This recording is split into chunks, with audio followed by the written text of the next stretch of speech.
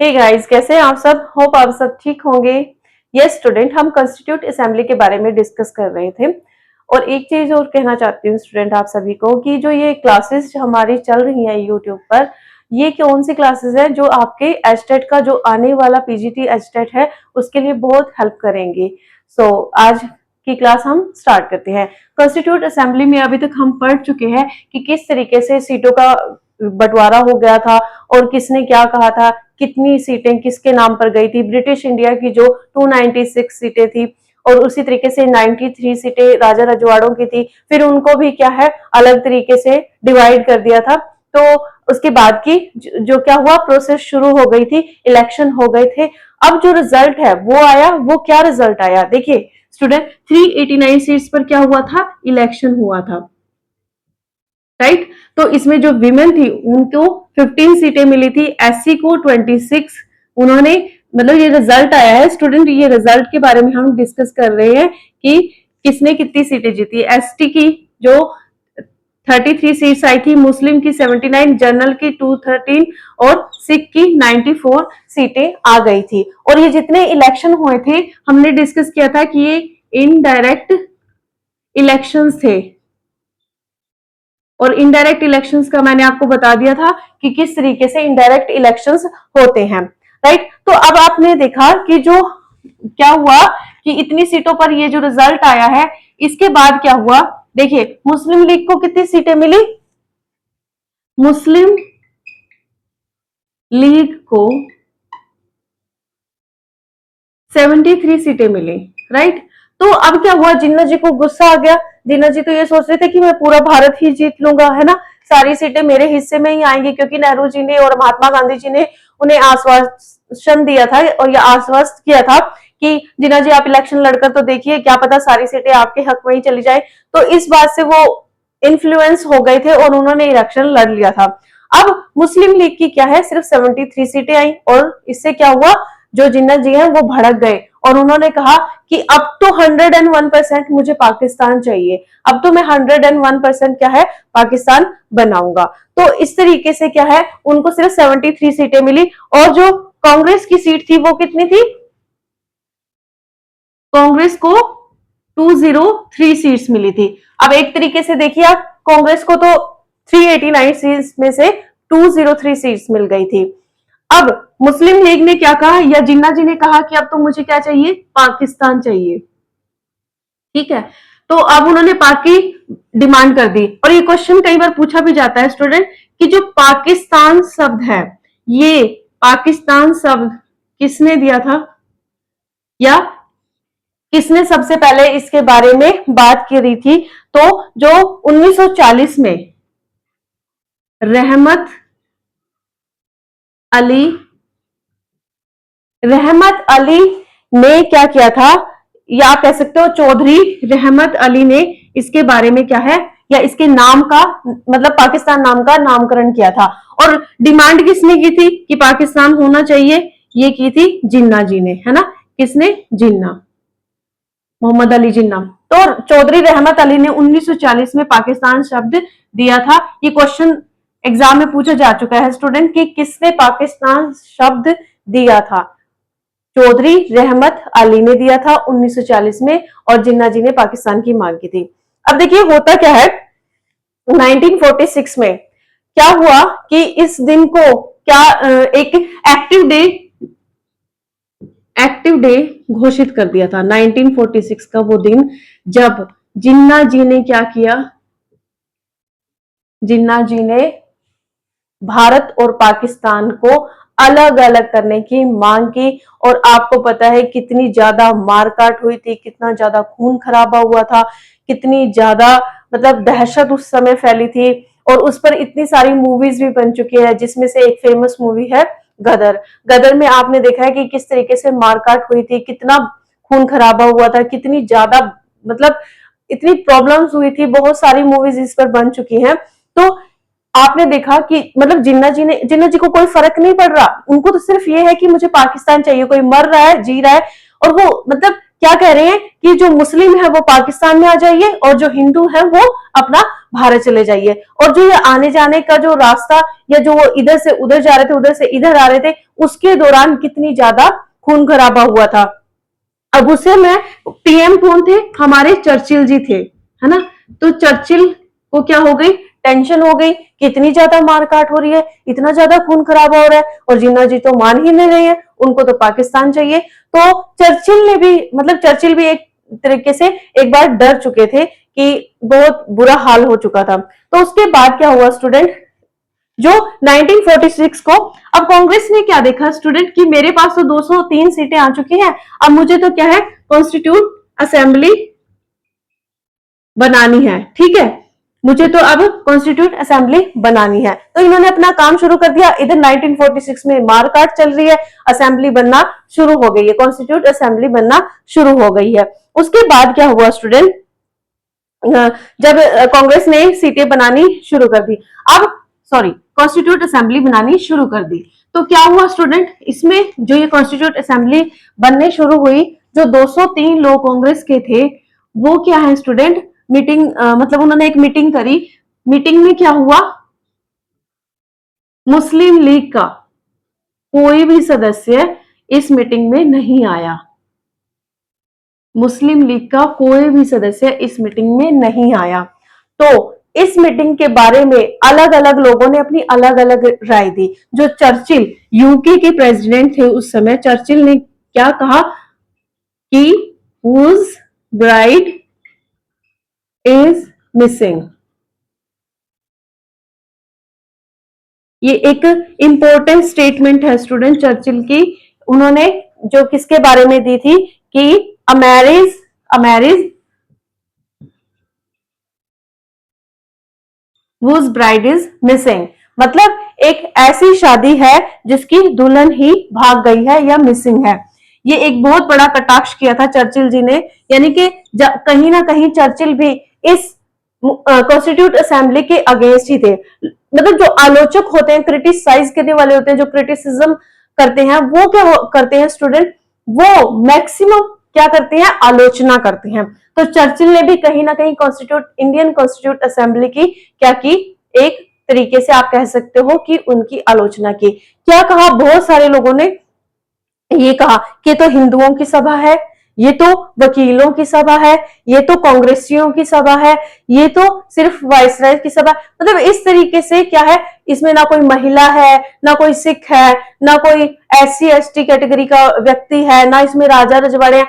जबकि ऐसा नहीं था। हमने देखा जब 389 सीट्स पर इलेक्शन हुए थे, तब वहां पर क्या है, SC ST भी थे, विमेन भी थी, सिख कम्युनिटी के भी थे, मुस्लिम लीग के भी थे, तो राजा रजवाड़े भी थे, जिन्होंने क्या किया था, मनोनीत सदस्यों को चुना था। तो इस तरीके से स्टूडेंट क्या है, मतलब कटाक्ष किया गया, आलोचना की गई, लेकिन हम रुकने वाले नहीं थे। हमने अपनी कॉन्स्टिट्यूट असेंबली बनानी शुरू कर दी। उसके बाद क्या हुआ स्टूडेंट, अब यहां पर क्या हुआ कि गलत बात इन्होंने कही, राजा रजवाड़े भी मीटिंग, अब क्या हुआ, जो राजा रजवाड़े थे उन्होंने भी क्या कहा कि हम तो, मतलब 93 सीटें थी उनकी, किनकी, जो राजा रजवाड़े थे, इन्होंने कहा कि हम अभी प्रॉब्लम, मतलब हम अभी डिसाइड नहीं कर पा रहे हैं कि हम पाकिस्तान में जाएं, हम इंडिया में जाएं, कहां जाएं, मतलब अभी हमारा डिसीजन नहीं हो पा रहा है, हम बहुत परेशान है, हमें सोचने का मौका दीजिए। तो इस तरीके से जो मीटिंग हुई थी उसमें ना तो मुस्लिम लीग के सदस्य आए, ना ही राजा रजवाड़े आए, और क्या कहा गया कि, अब क्या कहा चर्चिल ने कि अब मैं आपके पास क्या भेज रहा हूं, कैबिनेट मिशन भेज रहा हूं, और वो क्या करेगा, उन्होंने कहा कि राजा रजवाड़े आपको छूट है, मतलब कैबिनेट मिशन ने क्या कहा कि आपको क्या है, छूट है, आप इंडिया में जाइए, सॉरी पाकिस्तान में जाइए या इंडिया में जाइए। कैबिनेट मिशन ने राजा रजवाड़ों को ये छूट दे दी थी। तो इस तरीके से ये भी यहां पर नहीं आए। अब एटली ने क्या किया, फरवरी 1947 को, एग्जैक्ट डेट है स्टूडेंट 20 फरवरी 1947 को, ये अनाउंस कर दिया, ये बता दिया कि हमारा 3 जून 1947 को इंडिया में हमारा क्या होगा, लास्ट डे होगा। देखिए कितनी, मतलब हमें जिस चीज का इतने सालों से इंतजार था, वो कब अनाउंस हुआ,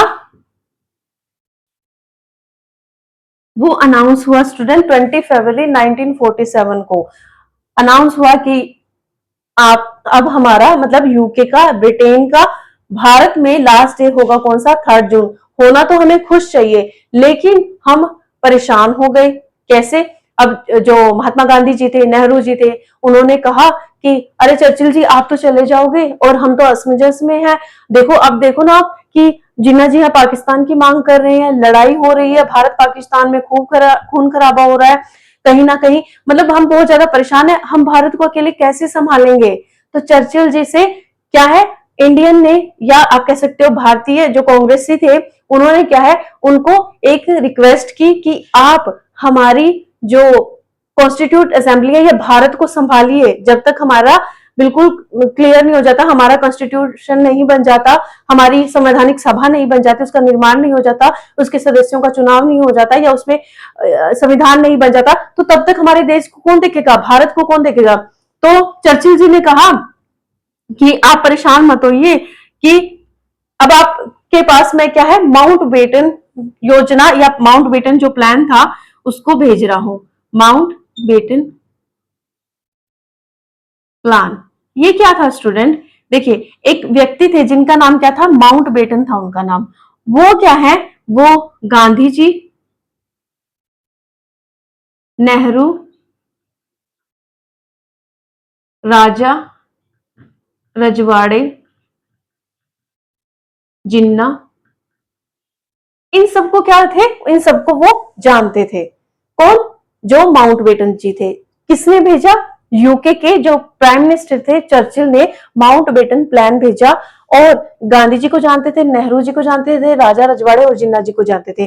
अब जो चर्चिल है वो निश्चिंत हो गए, उन्होंने कहा कि अब भारत को संभाल लिया जाएगा कि मैंने माउंट बेटन प्लान को भेज दिया है, क्योंकि वो इन सब के क्या थे, अच्छे मित्र थे। और जो ये माउंट बेटन थे ना, ये भी कहीं ना कहीं एक बहुत रॉयल फैमिली से बिलोंग करते थे, ये राजा फैमिली से बिलोंग करते थे, ये भी राजा थे या कह सकते हो उस फैमिली से बिलोंग करते थे। तो ये इन सबको बहुत अच्छे से क्या है संभाल सकते थे और इनको क्या है मदद कर सकते थे। अब क्या हुआ स्टूडेंट, नेहरू जो माउंट बेटन प्लान था और ये राजा फैमिली से बिलोंग करते थे, है ना। अब ये एकमात्र एक ऐसा प्लान था स्टूडेंट कि जिसमें क्या कहा, माउंट बेटन प्लान में कहा कि ओके पाकिस्तान को आप बना लीजिए। एकमात्र ऐसा प्लान था जहां पर कहा गया था कि पाकिस्तान का निर्माण होगा। वो कौन सा प्लान था स्टूडेंट? वो था माउंट बेटन प्लान। आपसे क्वेश्चन पूछ लिया जाता है किस प्लान के अंतर्गत पाकिस्तान का निर्माण हुआ या उसकी हामी भरी गई, तो वो एकमात्र प्लान था माउंट बेटन प्लान था। अब जो प्रिंसली स्टेट थे, मैंने आपसे डिस्कस किया कि वो सोच रहे हैं कि हम पाकिस्तान में जाएं, इंडिया में जाएं या फिर हम इंडिपेंडेंट रहे, है ना, इंडिपेंडेंट रहे। तो ये भी क्या कहीं ना कहीं जो राजा रजवाड़े थे असमंजस में थे। अब इनको कह दिया कि आप इंडिया में रह सकते हो, आप पाकिस्तान में रह सकते हो, आप इंडिपेंडेंट रह सकते हो, आप पर डिपेंड करता है, आपने जो करना है आप कर सकते हो। तो ये माउंट बेटन प्लान के अंदर कहा गया। अब क्या हुआ स्टूडेंट, कुछ ने तो कहा कि हम पाकिस्तान में जाएंगे, किसने स्टूडेंट? जो राजा और रजवाड़े थे। कुछ ने कहा कि हम इंडिया में जाएंगे और कुछ ने कहा कि हम इंडिपेंडेंट रहेंगे। तो जिन्होंने कहा कि हम इंडिपेंडेंट रहेंगे, जिन्होंने कहा कि हम फ्री रहेंगे, इंडिपेंडेंट रहेंगे, वो कितने थे? वो 3 थे। कौन कौन से स्टूडेंट? वो 3 थे हमारे,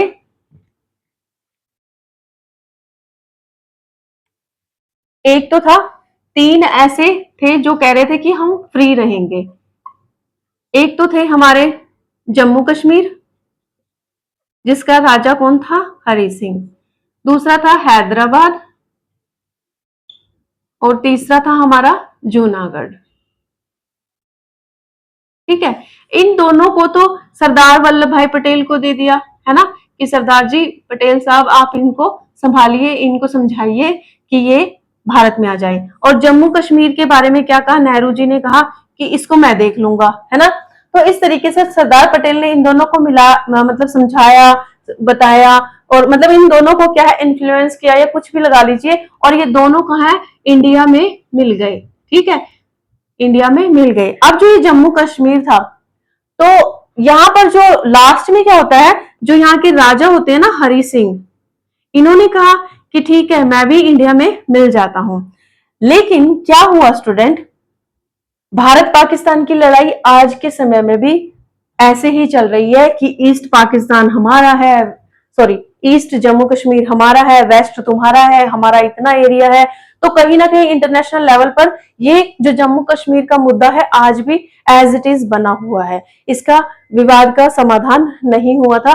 कुछ हिस्सा भारत में है इसका, जम्मू कश्मीर का, और कुछ हिस्सा पाकिस्तान में है। एनीवेज हम इंटरनेशनल लेवल पर डिस्कस नहीं करेंगे। उसके बाद क्या हुआ, चलो आगे बात बढ़ी। और उसके बाद क्या हुआ, 3 जून को कॉन्स्टिट्यूट असेंबली काम कर रही है, या आप कह सकते हो बन चुकी है। 3 जून को क्या था, यूके का लास्ट डेट था ना हमारे भारत में। तो यहां पर क्या है, हमारी संवैधानिक सभा बन चुकी है ना, संवैधानिक सभा बन चुकी है। अब जब संवैधानिक सभा बन गई है तो माउंटबेटन योजना के अकॉर्डिंग क्या हुआ, प्लान के अकॉर्डिंग क्या हुआ, जो पाकिस्तान में जाना थे वो पाकिस्तान में चले गए, और जो इंडिया में आना चाहते थे वो इंडिया में आ गए। कौन, जो राजा और रजवाड़े थे। इस तरीके से मतलब सीटों का निपटारा हो गया। अब माउंटबेटन जी ने क्या कहा कि एक व्यक्ति को इन्होंने बुलाया जिसका नाम था स्टूडेंट रेडक्लिफ। इन्होंने कहा रेडक्लिफ जी आप भारत में आइए और भारत और पाकिस्तान को उनकी जमीनें बांट दीजिए। तो जो स्टूडेंट देखिए हमारे इंडिया का मैप कुछ इस तरीके से है, सॉरी मुझे अच्छे से नहीं बनाना आ रहा। तो यहां पर जो आज के समय में हमारा बांग्लादेश है ना, बांग्लादेश, ये क्या था, ईस्ट पाक था, और ये जो था ये वेस्ट पाकिस्तान कहा जाता है। और मतलब रेडक्लिफ ने क्या कहा कि इन दोनों देशों का बंटवारा एक तो धर्म के नाम पर हुआ था। ये क्वेश्चन पूछा भी गया स्टूडेंट कि भारत और पाकिस्तान का बंटवारा किन आधार पर हुआ है, किन बेसिस पर हुआ है, तो ये हुआ है धर्म के नाम पर। अब जो ये वेस्ट पाकिस्तान है, मतलब रेडक्लिफ जी ने कहा कि जहां पर हिंदू ज्यादा है, हिंदू, वहां उसको क्या कहेंगे हम, इंडिया या हिंदुस्तान, है ना। और जहां पर मुस्लिम ज्यादा है उसको क्या कहेंगे हम, पाकिस्तान। तो यहां पर क्या थे स्टूडेंट, मुस्लिम ज्यादा थे, तो इसलिए इसको क्या है, इसको नाम दिया ईस्ट पाकिस्तान और इसको वेस्ट पाकिस्तान। अब प्रॉब्लम क्या हुई स्टूडेंट, सबसे बड़ी प्रॉब्लम हो गई, ये जो बांग्लादेश या जिसको ईस्ट पाक कहा गया, यहां से इलेक्शन किसने लड़ा था, हमारे BR अंबेडकर जी ने यहां से इलेक्शन लड़ा था। अब ये सीट चली गई कहां, पाकिस्तान में। अब नेहरू जी को चिंता हो गई, महात्मा गांधी जी परेशान हो गए कि अगर BR अंबेडकर जी हमारे पास नहीं हुए तो बहुत बड़ी प्रॉब्लम हो जाएगी, हमें अंबेडकर जी को अपने पास लेकर आना है वापस किसी भी तरीके से। तो यहां से क्या हुआ, इन्होंने BR अंबेडकर जी ने क्या किया, इस्तीफा दे दिया। क्या करा, इस्तीफा दे दिया। अब जो हमारे अंबेडकर जी थे उन्होंने महाराष्ट्र मुंबई से क्या किया, इलेक्शन लड़ा, या आप कह सकते हो कि जो महाराष्ट्र का जो ये मुंबई का जो एरिया था, महाराष्ट्र, यहां से क्या है, इन्होंने इलेक्शन लड़ा। और ये जो इलेक्शन लड़ा था, ये पहले यहां पर कौन थे, एम जेकर जी थे, एम जेकर। तो एम जेकर जी ने क्या किया, महाराष्ट्र से इस्तीफा दिया। और क्या हुआ स्टूडेंट, जब इन्होंने इस्तीफा दिया तो यहां पर क्या है, उपचुनाव करवाए गए, उपचुनाव, है ना। और उपचुनाव में क्या हुआ, अंबेडकर जी वहां से जीत गए, कहां से, महाराष्ट्र से जीत गए। उपचुनाव में एम जेकर जी ने इस्तीफा दिया था। तो ये अंबेडकर जी का इशू था क्योंकि वो बांग्लादेश की सीट से क्या हुए थे, खड़े हुए थे, इलेक्शन लड़ा था उन्होंने और यहां से वो जीत गए थे। लेकिन अब क्या हुआ, उपचुनाव हुए, जयकर जी ने इस्तीफा दिया, कहां से, महाराष्ट्र से, और अंबेडकर जी ने इस्तीफा दिया बांग्लादेश से। उपचुनाव हुए और अंबेडकर जी इस चुनाव में जीत गए। और फिर क्या हुआ कि ये हमारे भारत देश में आ गए, कौन, अंबेडकर जी। तो इस तरीके से ये अंबेडकर जी का इशू था, या आप कह सकते हो उनके बारे में डिस्कस, या उनको भारत में लेकर आना था, क्योंकि हमें संविधान भी तो बनाना था ना। और संविधान का निर्माण या जनक जन्मदाता किसे कहा जाता है? Doctor B.R. Ambedkar ji. Doctor Bhimrao Ambedkar ji ने हमारे भारतीय संविधान का निर्माण किया था। तो क्या हुआ स्टूडेंट, उसके बाद बहुत सारी मीटिंग शुरू होने लग गई, क्योंकि संवैधानिक सभा बन गई थी। अब उन मीटिंग्स में क्या क्या हुआ वो डिस्कस करते हैं।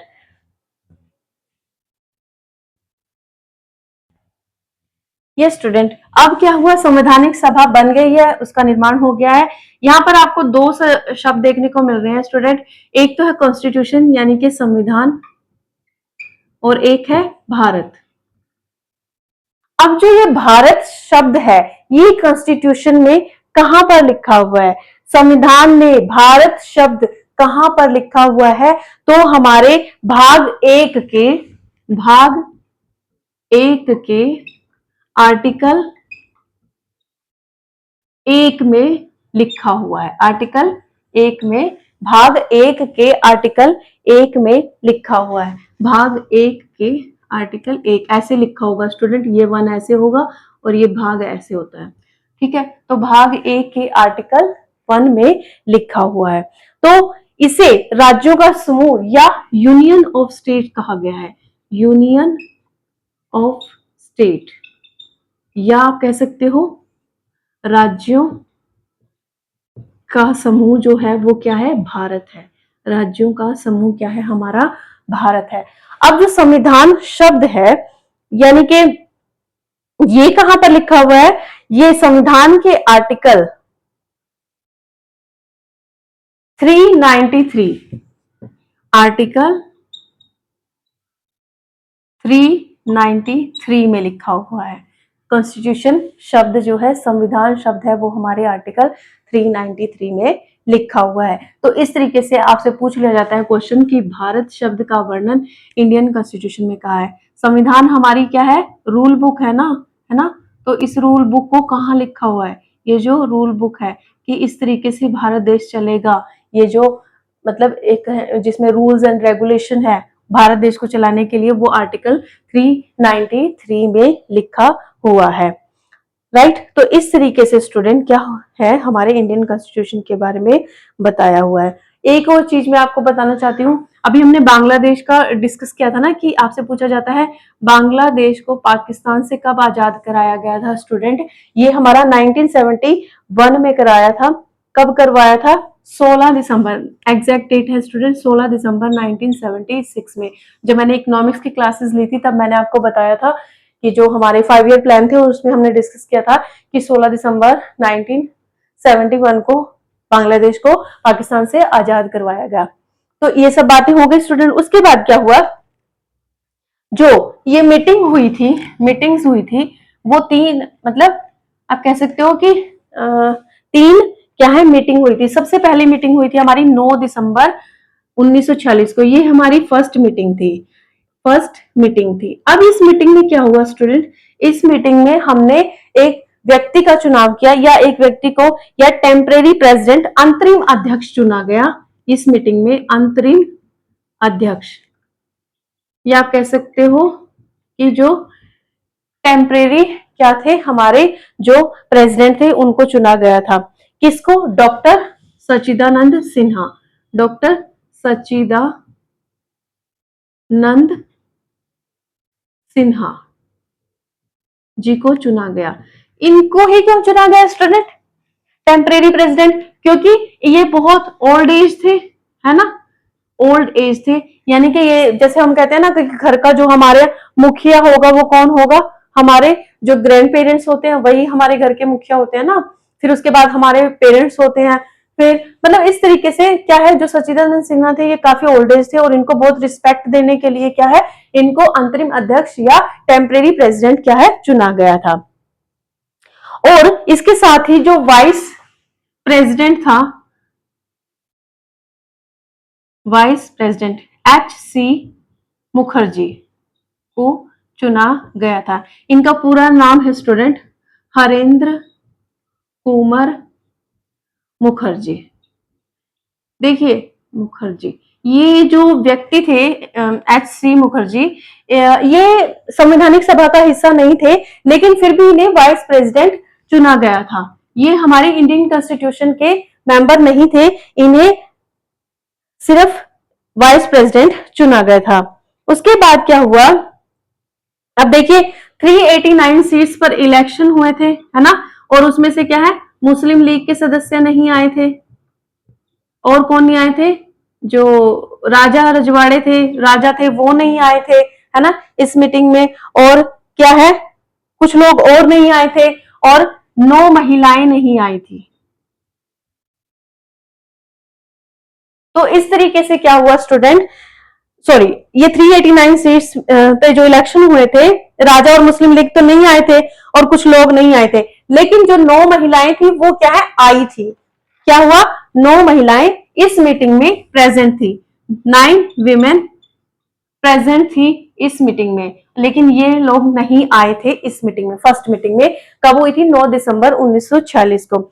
उसके बाद जो हमारा सेकेंड मीटिंग हुई थी, सेकेंड मीटिंग हुई थी स्टूडेंट, वो जो मीटिंग थी वो हुई थी 11 दिसंबर 1946 को, जिसमें डॉक्टर राजेंद्र प्रसाद को, डॉक्टर राजेंद्र प्रसाद को स्थायी अध्यक्ष चुना गया था। स्थायी अध्यक्ष या परमानेंट जो प्रेसिडेंट था उनको चुना गया था, परमानेंट प्रेसिडेंट थे। बी एन राव क्या थे, सलाहकार थे। सलाहकार किसे चुना गया स्टूडेंट, बी एन राव को। बी एन राव को क्या चुना गया, सलाहकार चुना गया। और इनका पूरा नाम था बेनेगल नरहरि राव, बेनेगल नरहरि राव।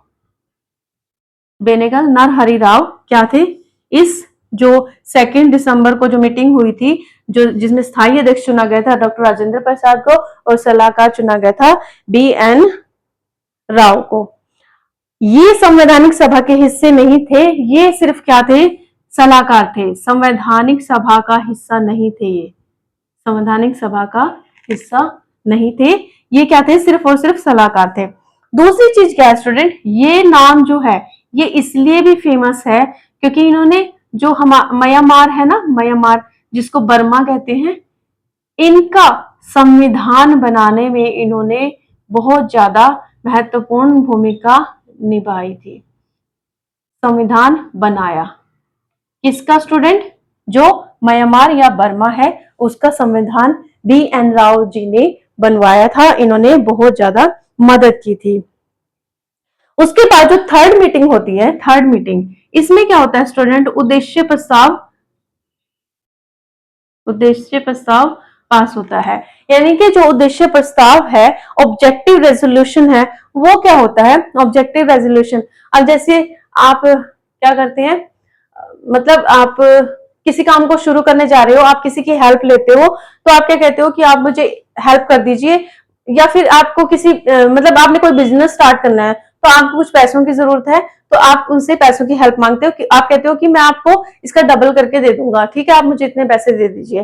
तो जो उद्देश्य प्रस्ताव है उसमें क्या कहा गया, वो व्यक्ति अगर आपसे ये पूछे कि भाई मुझे बता दो तुम कौन सा बिजनेस शुरू कर रहे हो, तो गारमेंट का बिजनेस शुरू कर रहे हो, क्या कर रहे हो बताओ तो सही, तो फिर एक उद्देश्य प्रस्ताव, या आप कह सकते हो एक तरीके का वो बनाया गया।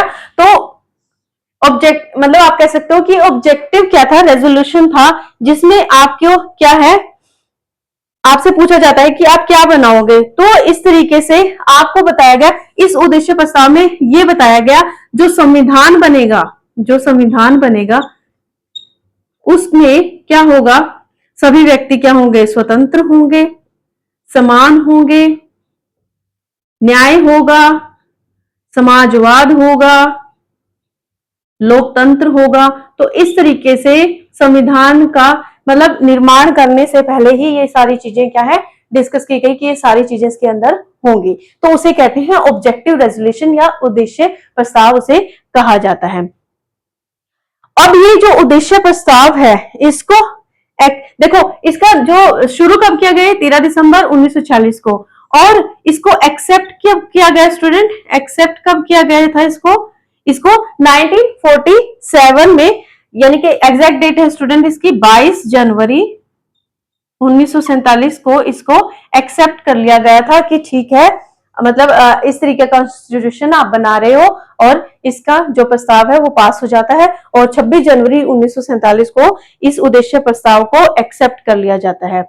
अब ये जो संवैधानिक सभा है स्टूडेंट, ये दो तरीके से काम करती है। जो संवैधानिक सभा है, इंडियन कॉन्स्टिट्यूशन है, सॉरी कॉन्स्टिट्यूट असेंबली है, सारे शब्द एक जैसे हैं तो एक बार, जो ये संवैधानिक सभा है ये किस तरीके से काम करती है।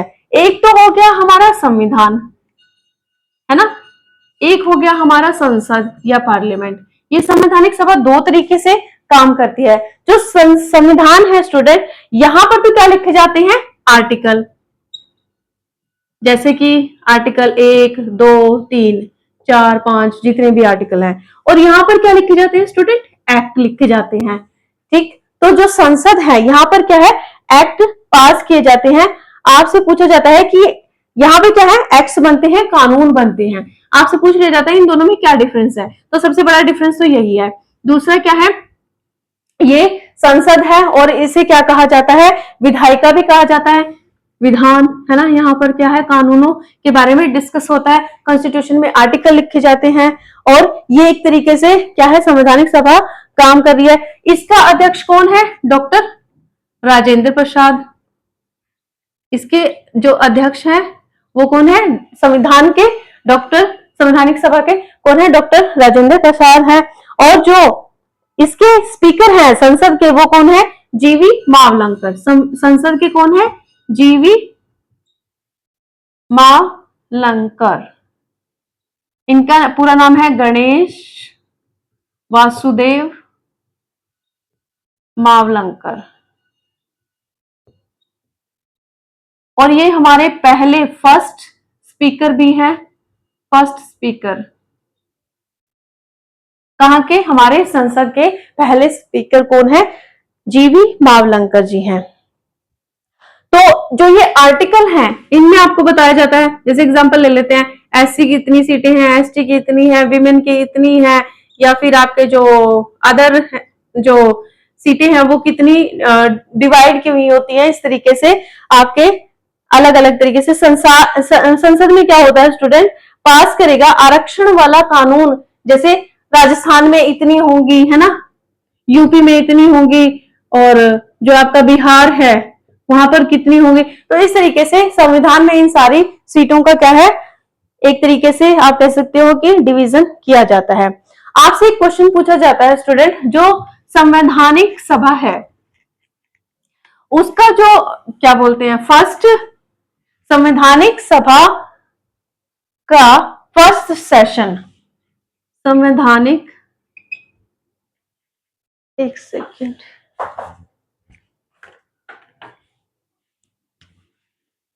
संवैधानिक सभा का फर्स्ट सेशन या पहला सत्र कब हुआ था।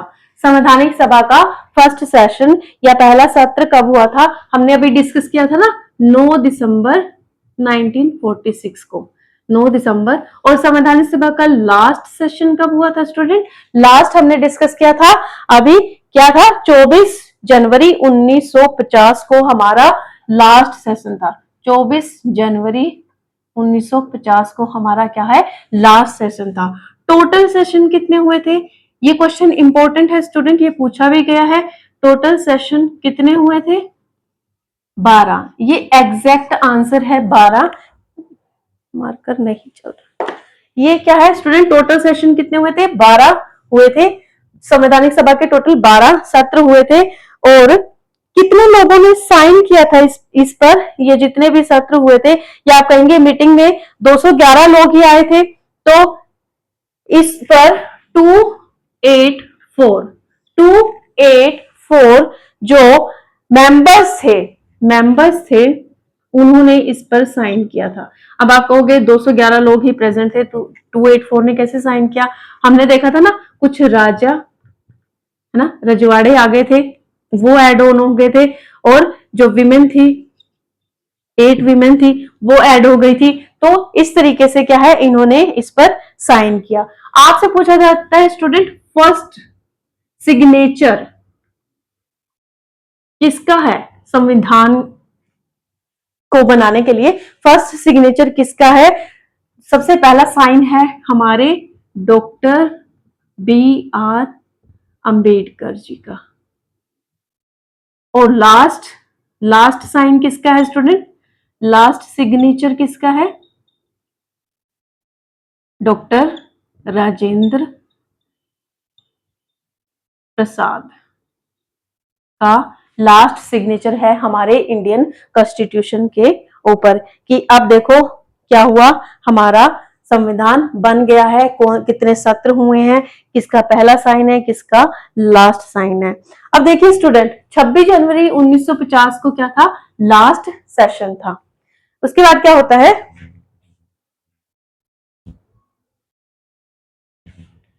ये स्टूडेंट अब क्या हुआ, कमेटीज बनाई गई। कमेटीज में क्या होता है, एक तरीके का ब्लूप्रिंट होता है कि अब हम कॉन्स्टिट्यूशन जो बना रहे हैं ना, उसमें ये सब कुछ होगा। एक कच्चा चिट्ठा होता है, या आप कह सकते हो कि इस तरीके से संविधान का निर्माण हुआ है। हमारा जो कॉन्स्टिट्यूशन था वो 26 नवंबर 1946 को बनकर क्या हो गया था? रेडी हो गया था। 26 नवंबर 1949 को क्या है? बनकर रेडी हो गया था। अब ये जो 26 नवंबर है, इसे हम क्या है? विधि दिवस,